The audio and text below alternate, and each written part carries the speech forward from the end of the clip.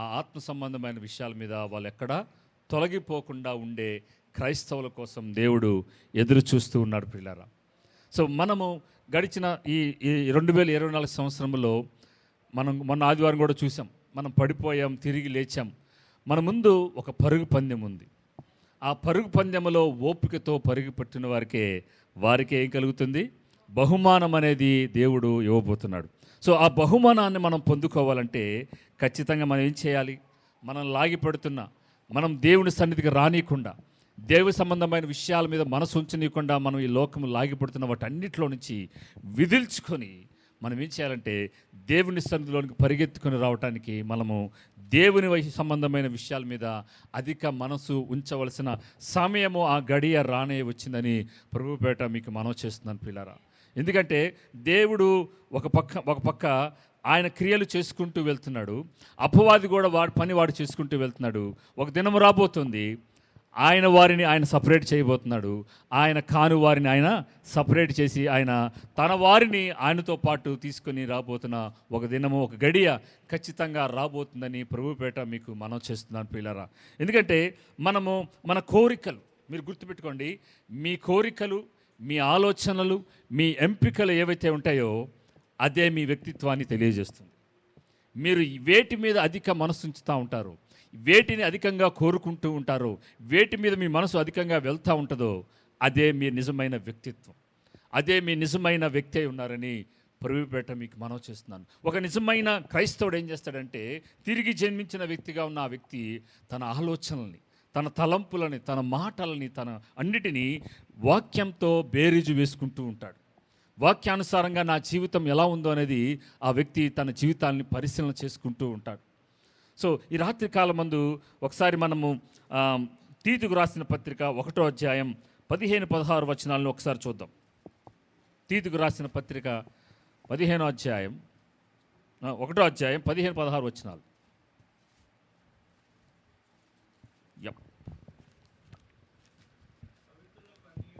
పవిత్రులకు అన్నియు పవిత్రములే గాని అపవిత్రులకును అవిశ్వాసులకును ఏదియు పవిత్రమైనది కాదు. వారి మనస్సును వారి మనస్సాక్షియు అపవిత్రపరచబడి ఉన్నవి. దేవుని ఎరుగుదమని వారు చెప్పుకొందురు గాని అసహ్యులను, అవిధేయులను, ప్రతి సత్కార్యము విషయము భ్రష్టులయుండి ఆయనను ఎరగమన్నట్టున్నారు. చూడండి, మన క్రియలే చెప్తా ఉంటాయి. ఏంటది? మనము ఆయనని ఎరిగామా లేదా అనేది, ఆయనను తెలుసుకున్నామా లేదా అనేది మన మనస్సును, మన మనస్సాక్షి అపవిత్రపరచబడినప్పుడు మనము పవిత్రుడికి అన్నీ ఎలా కనబడతాయంట? పవిత్రంగానే కనబడతాయి. అపవిత్రుడికి అన్నీ అపవిత్రంగానే కనబడుతూ ఉంటాయి. సో మన దైనందిన జీవితంలో మనము చేసే పనులు నా జీవిత దిశను నిర్దేశిస్తూ ఉంటాయి. సో అధికంగా ఆత్మ సంబంధమైన విషయాల మీద మనం మనసుంచినప్పుడు మనం ఏమవుతూ ఉంటామంటే, లోకము నుంచి మనం వేరయ్యి దేవుని సంబంధమైన విషయాల మీద అధికంగా మనం ధ్యానం ఉంచుతున్నప్పుడు దేవునికి మరింత దగ్గరగా వెళ్తూ ఉంటాం. సో ఈ 2024లో మనము అనేక మార్లు దేవునికి అయిష్టమైనవిగా, లేదంటే దేవునికి ఉండకూడనివి మన జీవితంలో కొన్ని ఒకవేళ ఉండి ఉన్నాయేమో, ఈ రాత్రి కాలం ముందు దేవుడు అంటున్నాడు, పవిత్రులకి అన్నీ పవిత్రంగానే ఉంటాయి, అపవిత్రుడికి అన్నీ అపవిత్రంగానే ఉంటాయి. కాబట్టి మన వ్యక్తిత్వాన్ని మీకు మీరే వదిలేస్తున్నాను. మీ యొక్క వ్యక్తిత్వం దేవుని సంబంధమైన విషయాల మీద అధికంగా ఆయన సన్నిధిలో ఆలోచన నిలపడానికి మీ యొక్క కోరికలు ఎట్లా ఉన్నాయో ఒకసారి పరిశీలన చేసుకోండి. మనం చూసినట్లయితే యేసు ప్రభు వారు కూడా ఆయన ఈ భూలోకములో జీవించినప్పుడు, ఆయన పుట్టినది మొదలుకొని చనిపోయేంత వరకు ఒకదాని కోసమే ఆయన జీవించాడు. ఒకటంటే, నేను నా తండ్రి చిత్తాన్ని నెరవేర్చడానికి వచ్చాను, దానిని కడముట్టించి నేను ఈ లోకంలో నుంచి తిరిగి వెళ్ళిపోవాలన్నదే. అదే కోరికతో ఆయన జీవించాడు, అదే కోరికతో ఆయన మరణించి తిరిగి పునరుద్ధానుడై లేచి ఇప్పటికీ ఆయన తండ్రి కుడిపార్శ్వమున ఆసీనుడై నీ కోసం నా కోసం ఆయన విజ్ఞాపన చేస్తూనే ఉన్నాడు ప్రియులారా. ఆయన కోరిక, ఆయన తృష్ణ, ఆయన ఆహారం కూడా ఏమైందంట? తండ్రి చిత్తాన్ని నెరవేర్చటమే. తండ్రి చిత్తం నెరవేర్చటంలో ఉన్న ప్రాముఖ్యమైన ఉద్దేశం ఏంటో తెలుసా? ఆ చిత్తం ఏంటి?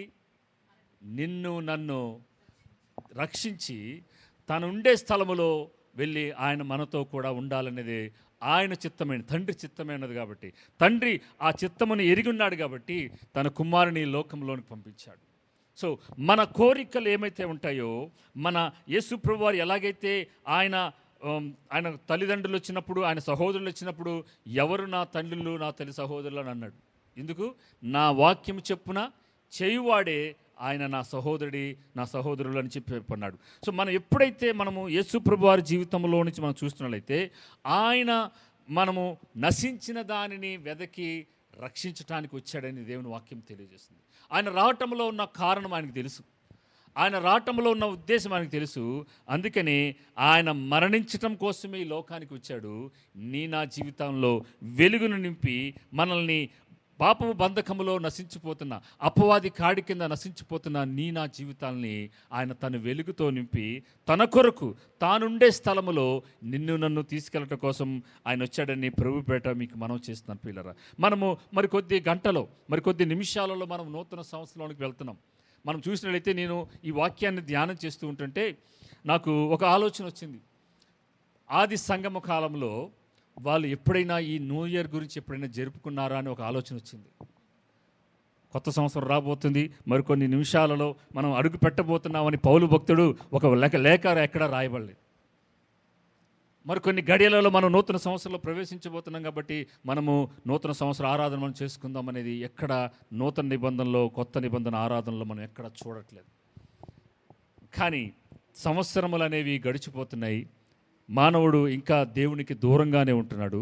దైవ సంబంధమైన విషయాల మీద మనసు ఉంచాల్సిన సంఘము కూడా ఏమవుతుందంటే, సంఘములోని కూడా భక్తిహీనత వచ్చేసి దేవునికి దూరంగా వెళుతూ, దేవుని రాకడ నేను చెప్పాను కదా 2024 వెళ్ళిపోతే ఏముంటుందంటే, ఇదిగో నా వెనకాల 2025 వస్తుంది. అది వచ్చి ఏం చెప్పిద్దంటే, దేవుడు త్వరగా రాబోతున్నాడు, నా జీవితాల్ని లెక్క చూసుకోండి అని 24 చెప్పి వెళ్ళిపోయింది. ఇప్పుడు 25 కూడా చెప్పబోతోంది. సో నెలలు గడిచిపోతున్నాయి, సంవత్సరాలు గడిచిపోతున్నాయి. మనలో ఎంతమంది అనుకున్నాం, ఏంటి 2024 చాలా త్వరగా గడిచిపోతుంది అని అనుకున్నాం.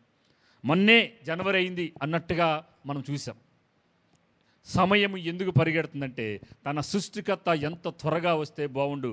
ఈ సృష్టి అంతా ఎలా ఎదురు చూస్తుందంటే, ఈ సృష్టిలో ఉన్న కుమారుల యొక్క ప్రత్యక్షత కొరకు ఏం చేస్తుందంటే, ఆ సృష్టి అంట ఏం చేస్తుంది?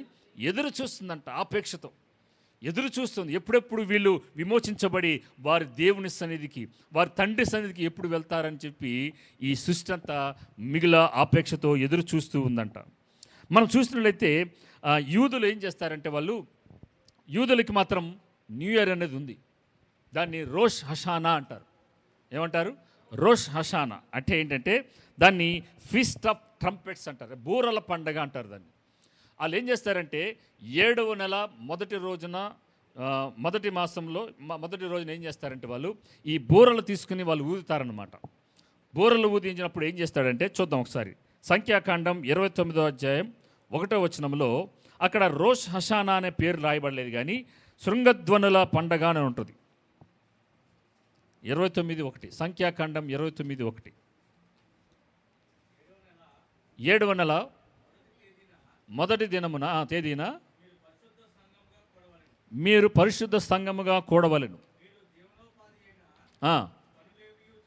మీరు జీవనోపాధి అయిన పనులేవి చేయకూడదు అంటున్నాడండి. అది మీకు శృంగధ్వని దినము. నిర్దోషమైన ఒక కోడదూడను, ఒక పొట్టేలును యెహోవాకు ఇంపైన సువాసన గల దహన బలిగా అర్పింపవలను. వాటి విధి ప్రకారముగా అమావాస్యకు అర్పించు దహన బలియు దాని నైవేద్యమును, నిత్యమైన దహన బలియు దాని నైవేద్యమును, వాటి పానార్పణములను గాక మీరు నిర్దోషమైన ఏడాది వగు 7 మగ గొర్రె పిల్లలను యెహోవాకు దహన బలిగా అర్పింపవలను. వాటి నైవేద్యము నూనెతో కలపబడిన గోధుమ పిండి ప్రతి కోడెదూడతో తూములో పొట్టేలకు 7 గొర్రె పిల్లలలో ఒక్కొక్క పిల్లతో మీ నిమిత్తము ప్రాయశ్చిత్తం చేయబడుటకై పాప పరిహారార్థ బలిగా ఒక మేక పిల్లను అర్పింపవలను. చూడండి, 7వ నెల 7వ మాసంలో మొదటి దినాన వీళ్ళు సమాజంగా కూడుకొని ఏం చేయకూడదంట, ఏ పని చేయొద్దన్నాడు. కానీ ఒకటి మాత్రం చేయమన్నాడు. ఏం చేయమన్నాడు? ఒక పాప పరిహారార్థ బలిగా పొట్టేలుని కానీ బలి పశువుని తీసుకొచ్చి ఏం చేయమంటాడంటే, మీ పాప పరిహారార్థ ప్రాయశ్చిత్తార్థంగా దానిని ఏం చేయమంటున్నాడంటే ఒక మేక పిల్లను అర్పించమంటున్నాడు దేవుడు.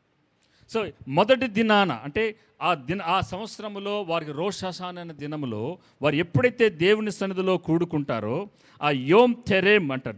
దాన్ని ఏమంటారంటే తెలుగులో హెబ్రీ లాంగ్వేజ్లో యోమ్ తెరువా, ఫీస్ట్ ఆఫ్ టాబర్నాకల్ని, శృంగధ్వనుల అనే పండగని దాన్ని ఏమంటారంటే యోమ్ తెరువా అంటే ఏంటంటే అక్కడ it is a year of beginning, ఇది సంవత్సరపు ప్రారంభము, it is a year of good year, it's a happy year అని చెప్పి వాళ్ళు ఏం చేస్తారంటే ఒకరినొకరు కలుసుకున్నప్పుడు ఏం చెప్తారంటే వాళ్ళు షనా టోవా అంటారంట.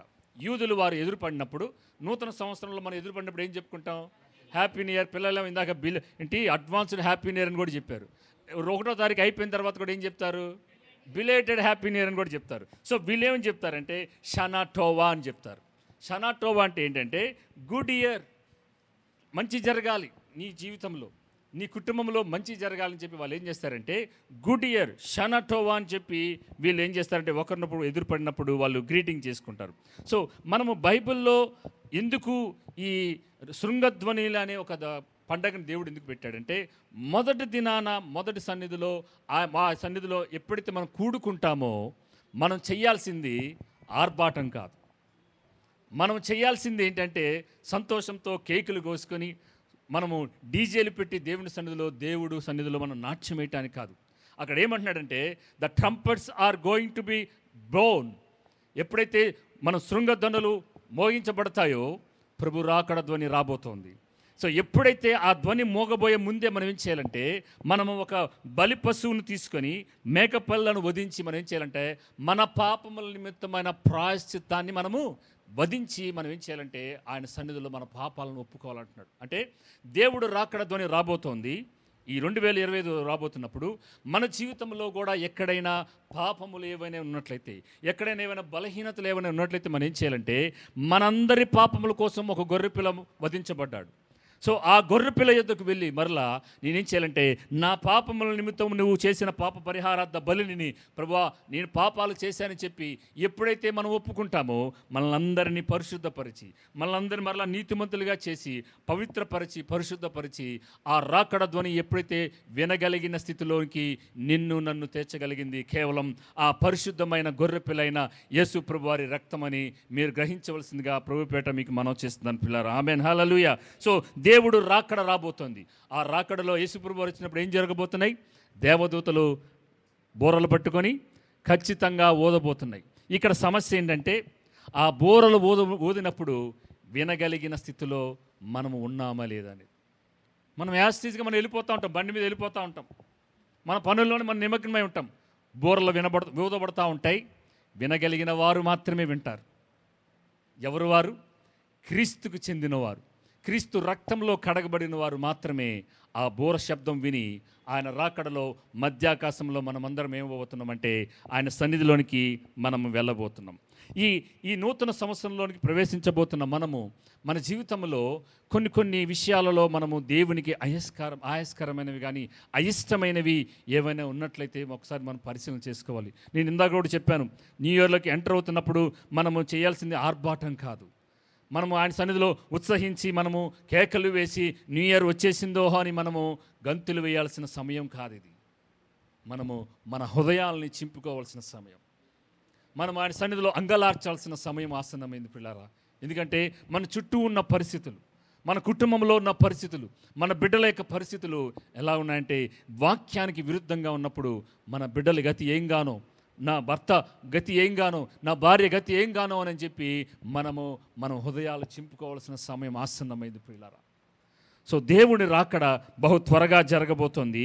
ఆయన రాకడ కొరకైన సిద్ధపడిన వధువును సిద్ధపరచటమే నా పని. ఆమేన్. మొదటగా యేసు ప్రభు వారు రాకడికి బ్యాప్టిజం ఇచ్చి యోహాను ఆయన సిద్ధపరిస్తే, ఆయన రెండో రాకడికి దేవుడు అనేక మంది దైవజనుల్ని భూలోకంలో పెట్టి నా రాకడ కొరకు మచ్చైనను ముడతైనను కలంకమైన అటు వధువును మీరు సిద్ధపరచండి అని చెప్పి దేవుడు సంఘ నాయకులని, దేవుడు సంఘ క్రమంలో వారిని నిలబెట్టారు పిల్లారా. సో ఈ రాత్రి కాలం మంది నేను మనవి చేస్తున్నాను, ఒకవేళ దేవునికి ఆయాస్కరమైనది ఏదైనా ఉన్నట్లయితే అది ఇసుమంతైనా సరే దాన్ని నిర్లక్ష్యం చేయొద్దు. ఎందుకంటే రెప్పపాటులో మనమందరము ఆయన సన్నిధిలోనికి మనం వెళ్ళబోతున్నాం, రెప్పపాటులో. సో ఆ రెప్పపాటులో గనక మనము మన జీవితంలో ఆ బుద్ధి లేని కనికల వలె మనము సిద్ధపడి గనక లేకపోయినట్లయితే మనం జీవితంలో మనము ఉన్నతమైన స్థాయిలోకి వెళ్ళటానికి మనం కోల్పోయే అవకాశం ఉందని ప్రభుపేట మీకు మనం చేస్తున్నాను ప్రియులారా. సో ఇప్పుడు ఫిలిప్పీలు రాసిన పత్రిక 3వ అధ్యాయం 12వ వచనం చూడండి. ఫిలిప్పీలు రాసిన పత్రిక 3వ అధ్యాయం 12వ వచనం.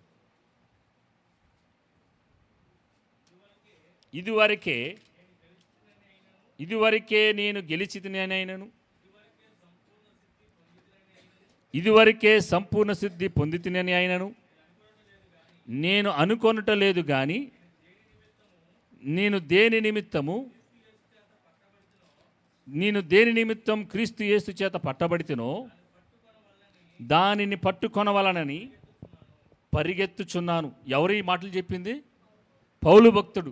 ఎంతోమందిని దేవునిలోకి నడిపించి, ఎంతో అన్యులకి సువార్తను ప్రకటించి, అనేక పత్రికలు రాసిన ఈ దైవజనుడు ఏమంటున్నాడంటే, నేను ఇదివరకే గెలిచితినని అయినను, ఇదివరకే సంపూర్ణ సిద్ధి పొందితినైనను నేను అనుకోవట్లేదు కానీ, నేను దేని నిమిత్తం క్రీస్తు యేసు చేత పట్టబడితునో దానిని పట్టుకోవాలని ఏం చేస్తున్నాడంటే ఆయన పరిగెడుతున్నాడంట. So he is running towards the goal. ఆయన ఏమని పరిగెడుతున్నాడంటే, నా ఎదుట ఒక బహుమానం ఉంది, నా ఎదుట పరుగు పందెం ఉంది, ఆ పరుగు పందెములో ఆ బహుమానాన్ని పొందుకోవడానికి నేను చేయాల్సిందేనంటే పరిగెత్తాలి. ఎలా పరిగెత్తాలి? ఓపికతో పరిగెత్తాలని చెప్పి ఈయన చూడండి ఏమంటున్నాడు, కింద చూడండి.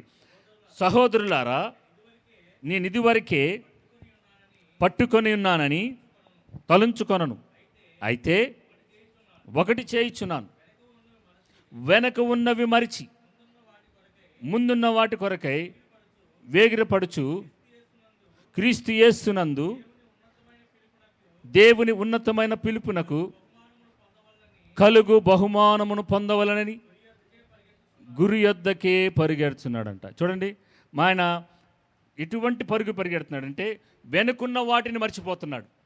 వెనుకున్నవి ఏదైతే ఉన్నాయో, నా బలహీనతలు ఏమున్నాయో, దేవునికి ఆయాస్కరంగా ఏం చేశానో వాటన్నిటిని దేవుని సన్నిధిలో ఒప్పుకొని ఇప్పుడు నేను నూతన సంవత్సరంలోనికి అడుగు పెడుతున్నాను. నేనేం చేయాలంటే వెనుకున్న వాటిని మర్చిపెట్టి నా ముందున్న పరుగు పందెంలో ఓపికతో ఆ బహుమానాన్ని పొందుకోవడానికి నేనేం చేయాలంటే ఓపికతో పరుగు పెట్టాలి.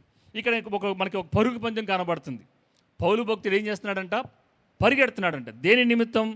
ఒక బలవంతాన్ని కూడబెట్టుకొని తాను ఏం చేస్తున్నాడంటే తన లక్ష్యాన్ని చేరుకోవడానికి ఎన్నో విధాలుగా, శతవిధాలుగా ఏకాగ్రతను కలిగి ఏం చేస్తున్నాడంటే ఆ బహుమానాన్ని నేను ఎలాగైనా పొందుకోవాలి. ఏంటి ఆ బహుమానం? ఇదేంటి ఆ బహుమానం చెప్పి అక్కడ రాస్తున్నాడు చూడండి. ఆ కలుగు బహుమానమును పొందవలనని, అంటే ఏంటి ఆ బహుమానం అంటే క్రీస్తుని ఎరుగుటయే ఆ బహుమానం, క్రీస్తును కలిగి ఉండటే ఆ బహుమానం.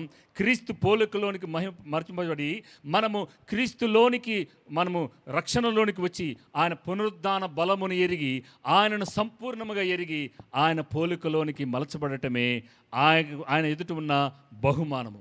మనకందరికీ దేవుడు రాబోతున్న యుగాలలో, రాబోతున్న సంవత్సరాలలో మనకు అనేకమైన బహుమానాలు ఇవ్వబోతున్నాడు. ఎక్కడ? ఆయనతో పాటు ఉన్నప్పుడు, ఆయన సన్నిధిలో, ఆయన నిత్యరాజ్యంలో దేవుడు మనకి అనేకమైన బహుమానాలు మన కొరకు సిద్ధపరుస్తూ ఉన్నాడు. మనం చూసినట్లయితే బైబిల్లో, మనం బైబిల్ ఆది నుంచి అంతం వరకు చదివినప్పుడు ఏంటంటే మనకి కొన్ని రకాల కిరీటాలు కనబడుతూ ఉంటాయి. మహిమ కిరీటం, జీవ కిరీటం, వాడబారని కిరీటం, ఇంకా దయా కిరీటం. సో ఏ కిరీటాలు ఉన్నాయి? దగ్గర దాదాపు 10 కిరీటాలు దాకా ఉన్నాయంట. సో ఆ కిరీటాలన్నీ మనం ఏం చేస్తాం? పరలోకానికి వెళ్ళిన తర్వాత తీసి ఆయన ముందులో పడేస్తాం, అంతే. అదే కదా చేసింది. 24 పెద్దలు ఏం చేశారు? వారి కిరీటాలని తీసుకొని మరలా ఆయన ముందే పడేశారు. ప్రభువా, మేము నిష్ప్రయోజనమైన దాసులం, మేము చేయవలసిందే చేసాం, మేము అయోగ్యులం, ఇదిగో మా కిరీటాలని నీ ఎదుటే పడేస్తున్నామని తాము తగ్గించుకొని వారు దేవుని ఎదుట సాష్టాంగపడి ప్రభు నామాన్ని వారు గణపరచడం మనం చూస్తున్నాం. ఇక్కడ మనకి మొట్టమొదటిది మనకు ఒక గోల్ కనబడుతుంది. రాసుకోండి. నా ఎదుట ఉన్న ఒక పరిపంద్యం అంటే ఒక గోల్ ఉంది. ఆ గోల్ ఏంటంటే క్రీస్తుని ఎరగాలని ఒక గోల్. మృతులలో నుంచి ఎలాగైనా పునరుద్ధానం పొందాలని, క్రీస్తుని ముఖాముఖిగా చూడాలనే ఒక లక్ష్యము ఈయన కలిగి ఉన్నాడు.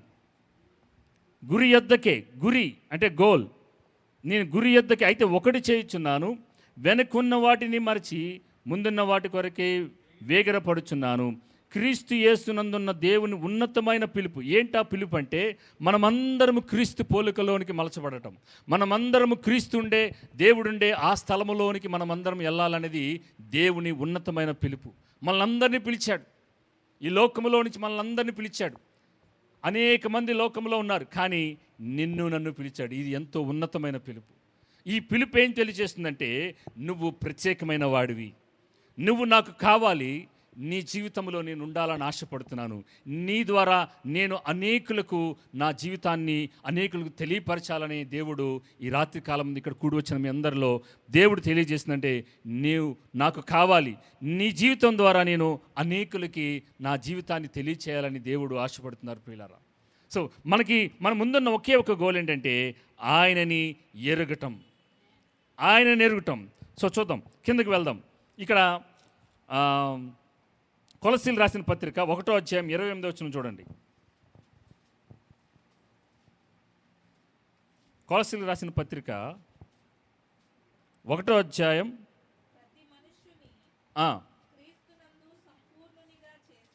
ప్రతి మనుష్యుని క్రీస్తునందు సంపూర్ణునిగా చేసి ఆయన ఎదుట నిలవబెట్టవలనని సమస్త విధములైన జ్ఞానముతో ప్రతి మనుష్యునికి బుద్ధి చెప్పుచు ప్రతి మనుష్యునికి బోధించుచు ఆయనను ప్రకటించుచున్నాము. రెండో గోల్ ఏంటంటే మొట్టమొదటిది ఆయనను తెలుసుకోవడం అయితే, రెండో గోల్ దేవుడు మాకు ఇచ్చిన ఆ గోల్ ఏంటంటే ప్రతి మనుష్యుని క్రీస్తునందు సంపూర్ణునిగా చేసి ఎవరి ఎదుట నిలబెట్టాలంట? క్రీస్తు ఎదుట నిలబెట్టాలని. సో ఇక్కడ కూడి వచ్చిన మిమ్మల్ని అందరినీ దేవుడు నాకు ఇచ్చిన పని ఏంటంటే మిమ్మల్ని అందరినీ సంపూర్ణులుగా చేసి ఆయన రాకడలో ప్రభువా, ఇదిగో నువ్వు నాకు ఇచ్చిన ఈ గొర్రెల్ని, నువ్వు నాకు ఇచ్చిన విశ్వాసుల్ని సంపూర్ణులుగా చేసి నీ ఎదుట నిలబెట్టాలని దేవుడు ఏం చేశాడంటే మేము మీకు బుద్ధి చెబుతామంట. కొన్నిసార్లు మేము మీకు ప్రతి మనిషినికి బోధిస్తూ ఉంటాము, ప్రతి మనిషికి మేము ప్రకటన చేస్తూ ఉంటాము. సో ఇలా ప్రకటన చేస్తున్నప్పుడు, బోధిస్తున్నప్పుడు, బుద్ధి చెప్తున్నప్పుడు కొన్నిసార్లు ఏమవుతుంది? మన హృదయాలు గాయమవుతూ ఉంటుంది, మన మనసులు చివుక్కుమంటూ ఉంటాయి. అరే నన్ను గూర్చే చెప్పాడురా అంటే, ఎస్ నిన్ను గూర్చి చెప్పాడని నీకు తలంచినప్పుడు తగిలినంటే దేవుడు నీ జీవితంలో నీ హృదయాన్ని ఏదో సరిచేస్తున్నాడని చెప్పి మనము మన జీవితాల్ని దేవుని సన్నిధిలో ఆ వాక్యపు వెలుగులో సరిచేసుకోవాలి ప్రియులారా. సో మొట్టమొదటి గోల్, పౌలుకున్న మొట్టమొదటి గోల్ ఏంటంటే ఆయన ఎలాగైనా ప్రభువును తెలుసుకోవాలి. రెండో గోల్ ఏంటంటే తనకి ఇవ్వబడిన గొర్రెలని, తనకి ఇవ్వబడిన విశ్వాసులందరినీ క్రీస్తు యేసు ఎదుట సంపూర్ణులుగా నిలవబెట్టాలని ఆయన ఒక కోరిక కలిగి ఏం చేస్తున్నాడు? ప్రతి ఒక్కరికి బుద్ధి చెప్తున్నాను. మీరు ఎప్పుడు వాక్యం విన్నా, ఎప్పుడు మీరు వాక్యాన్ని ధ్యానించినా మీలో ఉండాల్సిన ఒకే ఒక గోల్ ఏంటంటే నేను క్రీస్తు ఎదుట నిలబడినప్పుడు సంపూర్ణునిగా నేను నిలబట్టాలి. అసంపూర్ణంగా నిలబడటానికి వీల్లేదు. అసంపూర్ణులు ఎక్కడ ఉంటారు? దేవుని ఎదుట నిలబడగలుగుతారా? నిలబడలేరు. సో ఎప్పుడైతే నేను ఆ సంపూర్ణునిగా చేయబడతానో, దేవుని వాక్యం ద్వారా నేను సరిచేయబడినప్పుడు, దేవుని వాక్యపు వెలుగులు నా జీవితాన్ని సరి చేసుకుంటూ ఉన్నప్పుడు నాలో ఉన్న బలహీనతలు నేను ఒప్పుకొని ఆయన ఎదుట నేను నిలబడడానికి అర్హమైన పాత్రలుగా దేవుని వాక్యం ద్వారా మిమ్మల్ని సంపూర్ణునిగా చేస్తాడు. ఆమేన్. సో ఇప్పుడు 2వ అధ్యాయం 2వ వచనం చూడండి. అదే కొలసీలు రాసిన పత్రిక 2వ అధ్యాయం 2వ వచనం. నేను ఎంతగా పోరాడుచున్నానో రెండో అధ్యాయం 2వ వచనం చదువు. వారు ప్రేమయందు అదుకబడి గ్రహింపు యొక్క సకలైశ్వర్యము కలిగిన వారై దేవుని మర్మమైన క్రీస్తును స్పష్టముగా తెలుసుకున్న వారై. సో మరలా ఇక్కడ పౌలు ఈ కొలస్సీ సంఘంతో ఏమంటున్నాడంటే, మర్మమయున్న క్రీస్తును ఎలా తెలుసుకోవాలంట? స్పష్టంగా తెలుసుకోవాలని ఈయన ఏం చేస్తున్నాడంటే వారికి బోధిస్తున్నాడు. సో నేను ప్రేమయందు అతుకబడి మీరు సంపూర్ణ గ్రహింపు యొక్క సకలైశ్వర్యము కలిగిన వారై మర్మమయున్న క్రీస్తును స్పష్టంగా తెలుసుకోవాలి. ఎలా పడితే అలా కాదు, ఏదో కొద్దిగా యేసు ప్రభు వారంటే ఏంటయ్యా అంటే ఆయన బెత్లెహేంలో పుట్టాడంట అండి, కన్యమరియ గర్భాన పుట్టాడంటే ఇది కాదు. యేసు గురించి స్పష్టంగా తెలుసుకోవడం అంటే వ్యక్తిగతంగా నా హృదయంతో ఆయనని వ్యక్తిగతంగా నేను ఎరగటం.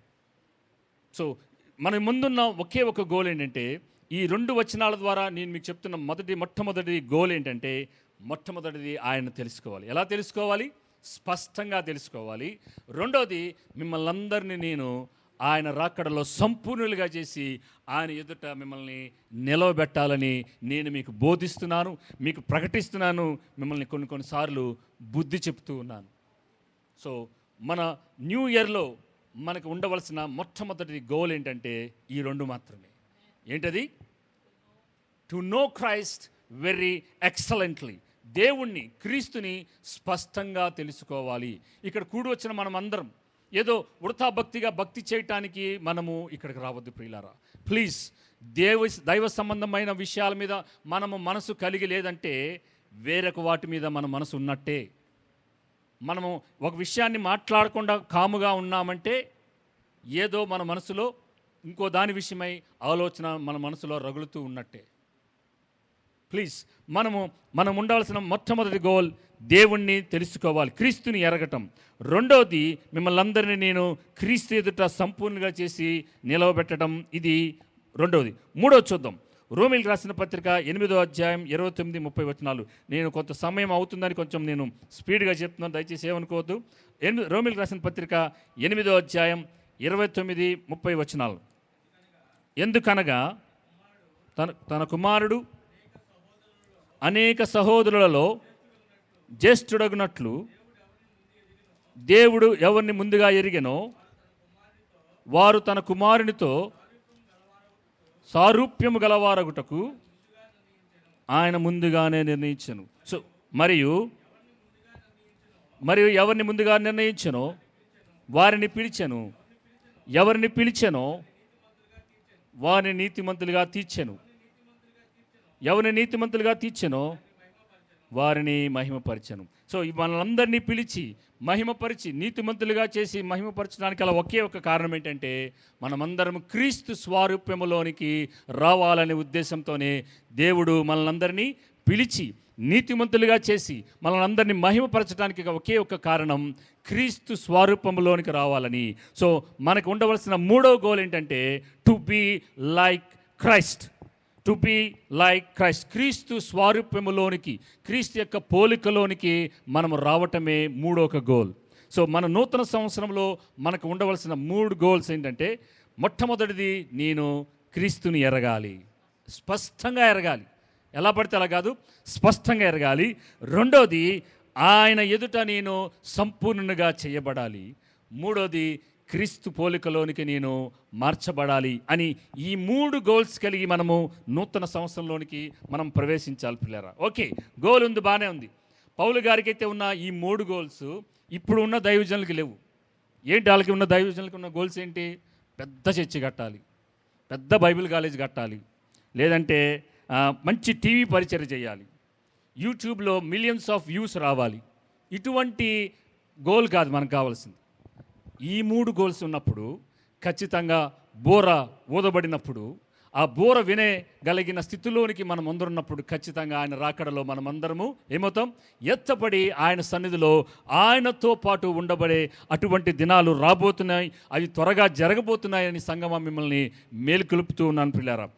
నెక్స్ట్ రెండోది, మనకందరికీ గోల్ ఉంది. ఏంటి ఆ గోల్? 3 గోల్స్ ఉన్నాయి నూతన సంవత్సరంలో. ఏంటి? మొట్టమొదటి ఏంటి? క్రీస్తును స్పష్టంగా ఎరగాలనేది. రెండోది ఆయన ఎదుట సంపూర్ణంగా నేను నిలబడాలి. మూడోది క్రీస్తు పోలికలోనికి నేను మార్చబడాలి. ఇప్పుడు ఆ గోల్ ఉంది, మరి ప్లాన్ ఏంటి? You have a goal. మనకు ఒక గురి ఉంది. ఆ గురి యొద్దకు నేనేం చేయాలి? పరిగెత్తాలి. పరిగెత్తాలంటే మనకు ఒక ప్రణాళిక ఉండాలి, ఒక ప్లాన్ ఉండాలి. ఏంటో ప్లాన్ చూద్దాం.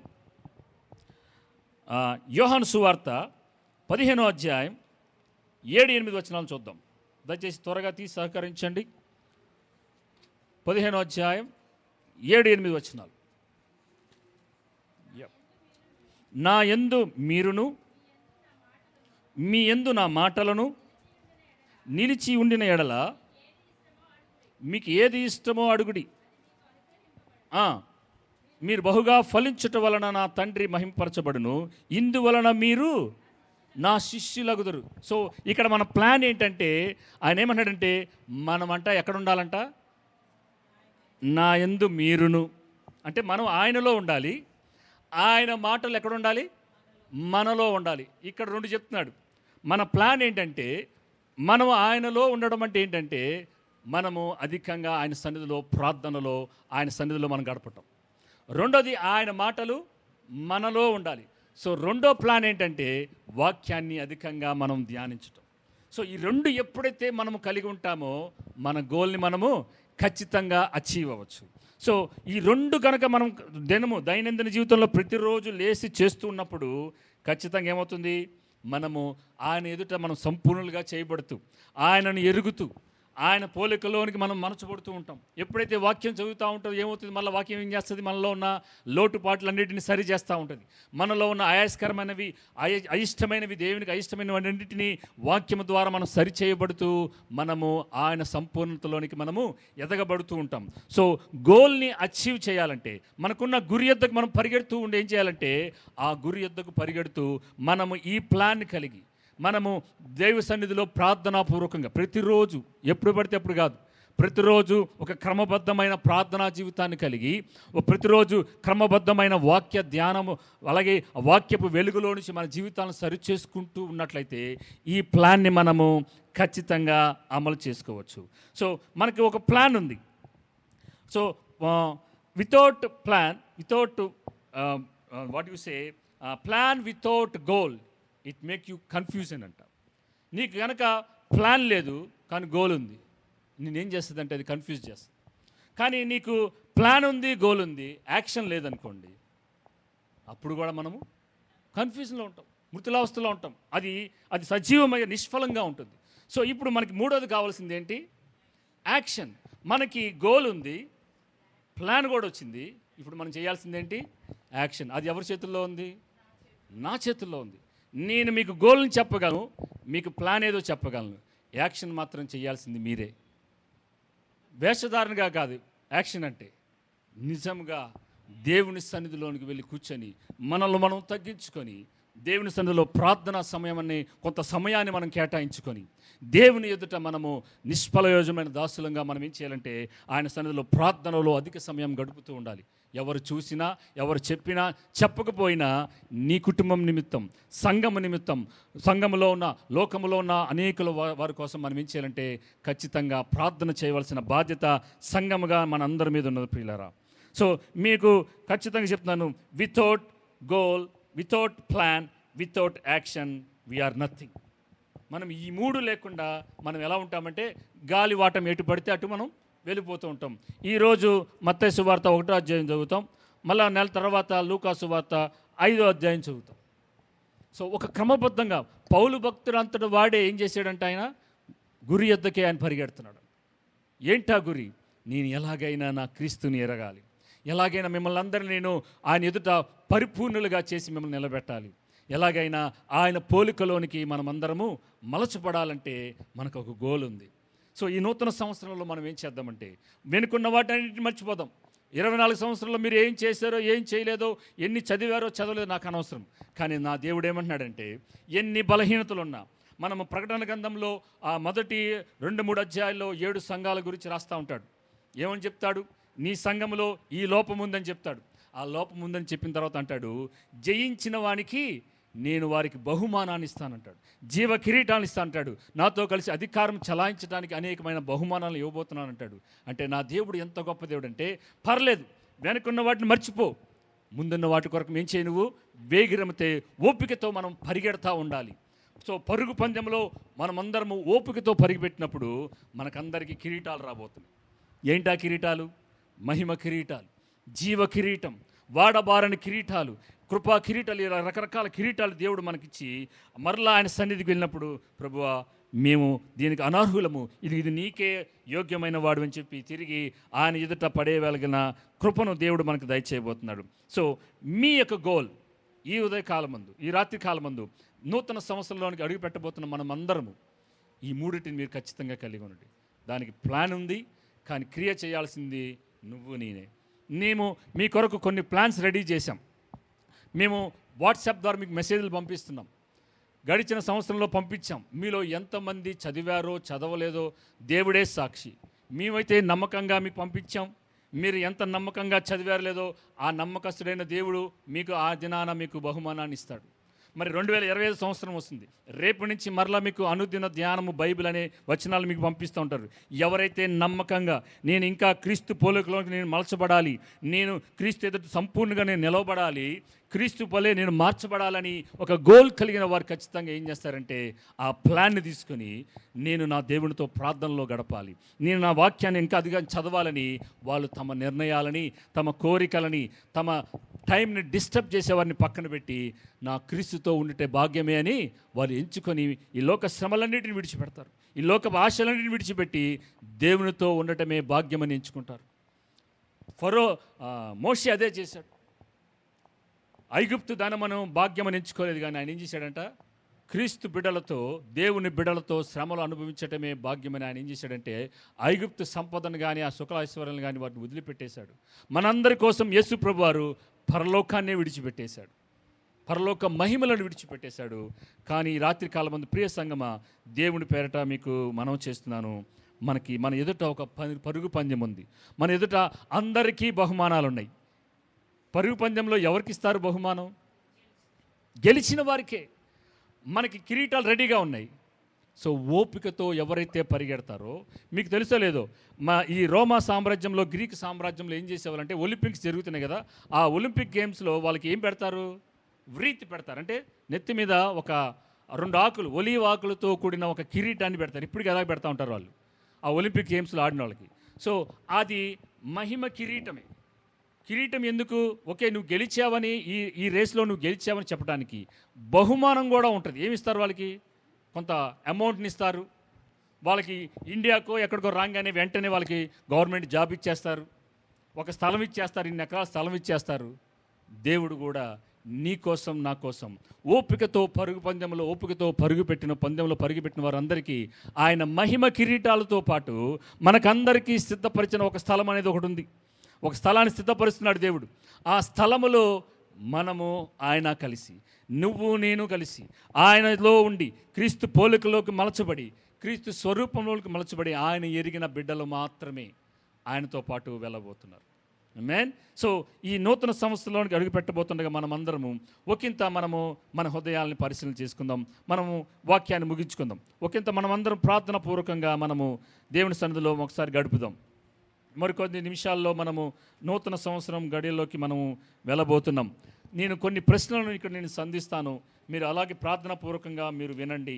మీ దేవుడు మీ జీవితంలో ఈ ప్రశ్నలు కనుక మీ జీవితంలో తాకినట్లయితే దేవుని సన్నిధిలో ఒప్పుకొని, ప్రభువా నన్ను క్షమించు, వీటన్నిటిలో నా జీవితాన్ని సరిచేసుకుంటానని చెప్పి మీరు ఒకంత మీ జీవితాన్ని పరిశీలన చేసుకోవాల్సిందిగా 2024ని మనం రివ్యూ చేసుకుంటూ నూతన సంవత్సరంలోనికి మనం అడుగు పెడదాం. ప్రియులారా, let us review our self, let us repent our self, let us reconnect to God. మనము మన పాపల నిమిత్తమే, బలహీనతల నిమిత్తమే రివ్యూ చేసుకొని పశ్చాత్తాపడి తిరిగి దేవునితో మనం అనుసంధానం అవుదాం.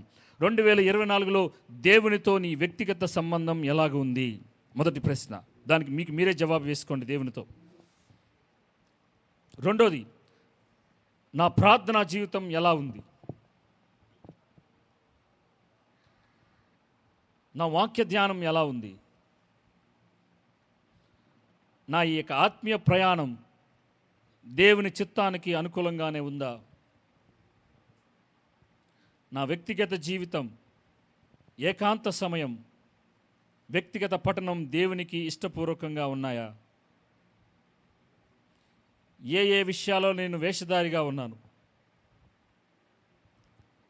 ఆత్మీయ విషయాల కన్నా ఈ లోక విషయాలపై అధిక ఆసక్తి, కోరికలు నాలో ఇంకా ఉన్నాయా?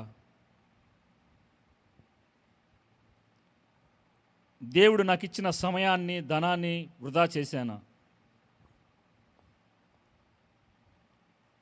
ఎవరినైనా ఇప్పటికీ నేను క్షమించలేని స్థితిలో ఉన్నానా? నా తోటి వారిని, అంటే నా భార్యని, నా భర్తని, నా పిల్లలని, నా సహ ఉద్యోగులను, నా ఇంట్లో పని చేసేవారిని మానసికంగా కానీ మాటలతో వారిని నేను బాధ పెట్టానా?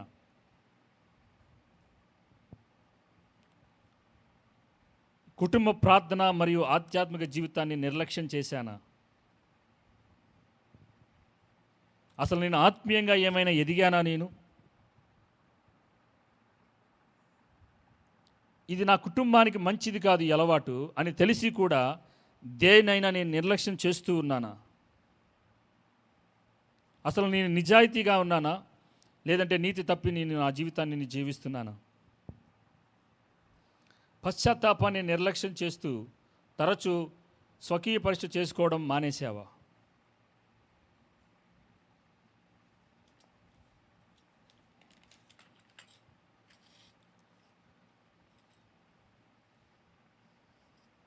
దేవుణ్ణి సంప్రదించకుండా నా ఇష్టానుసారంగా నిర్ణయాలు తీసుకుంటూ నాకు నచ్చినట్లుగా ఏదైనా చేసుకుంటూ వెళ్తున్నావా?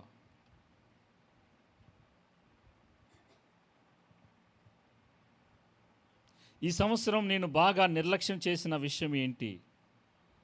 ఈ ప్రశ్నలన్నింటికి మీకు మీరే జవాబు వేసుకుని, ఏ విషయాల్లో మీరు మీ హృదయాన్ని ఆ ప్రశ్నకి జవాబు మీరు కొట్టారో, ఏ ప్రశ్నకు మీరు జవాబు రాయాలనుకుంటున్నారో, మీకు తాకిన మీ జీవితంలో ఏదైతే కొదువుగా ఉందో ఆ ప్రశ్నల్లో ఉన్న జవాబును మీరు రాసుకోండి పిల్లరా. పరిశుద్ధాత్మ దేవుడు ఈ రాత్రికాలం నాతో సహా నా జీవితాలను నేను పరిశీలన చేసుకుంటున్నాను. Let us examine our self. మనం పరిశీలన చేసుకుందాం. ఎందుకో తెలుసా? మిమ్మల్ని అందరినీ క్రీస్తు ఎదుట సంపూర్ణులుగా చేయాలని, సంపూర్ణంగా నిలవబెట్టాలని, ఆయనని స్పష్టంగా తెలుసుకోవాలి. మనలో ఎక్కడ అస్పష్టత కానీ ఇంకా మసకబారిన తనంతో ఆయన ఎరగటం మాకు ఇష్టం లేదు. ఓపికతో మనం పరిగెడదాం. ఒక 2 నిమిషాలు టైం ఇస్తుంది. ప్రభువా నన్ను క్షమించమని తిరిగి మనము రిపెంట్ అవుదాం. Let us repent and let us reconnect to God. Let us review, let us repent and let us reconnect to God. మనం స్వకీయ పరీక్ష చేసుకుంటూ పశ్చాత్తాపడుతూ తిరిగి దేవునితో మనం అనుసంధానం అవుదాం పిల్లరా. వెనుకున్న వాటిని అన్నిటి మనం మర్చిపోదాం. ముందున్న పరుగు పందెమందు ఆ బహుమానం కలగాలని ఓపికతో మనం పరిగి పెడదాం. దేవ మమ్మల్ని క్షమించండి ప్రభు.